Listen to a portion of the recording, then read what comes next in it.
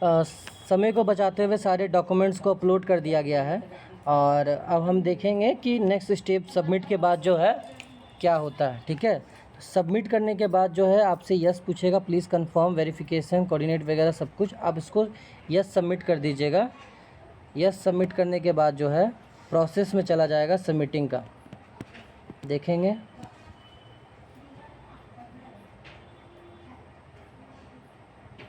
KYC complete हो गया। अब आपसे कुछ सवाल पूछे जाएंगे। टेन्योर 24 ही रहेगा। ठीक है, ठीक है। तो इसमें आपसे कैटेगरी पूछेगा बिज़नेस से रिलेटेड। तो बिज़नेस से रिलेटेड जो है आपका, हम जिस दीदी का भर रहे हैं उनका मैन्युफैक्चरिंग का है, और सब कैटेगरी जो है उनका क्राफ्ट डर्ट्स और बास्केट्स वगैरह टेक्सटाइल्स वगैरह का है। तो उसको हम यहाँ कर रहे हैं। Does the applicant belongs to a minority community.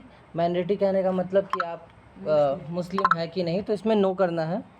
और बैंक का डिटेल्स आप एक बार देख लीजिएगा, कोड वगैरह सब देख के उसके बाद कंटिन्यू करेंगे।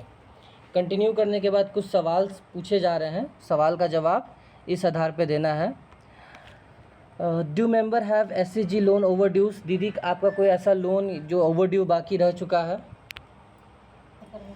ये बहुत सारा सवाल था। ठीक है, जो सिक्योरिटी रीज़न क्रेडिट डिसिप्लिन के हिसाब से ओवरड्यूज वगैरह सब क्लियर है इनका। ठीक है, माइक्रो फाइनेंस से इनका कोई अलग माइक्रो फाइनेंस है तो वो उसमें यस नो भरना था।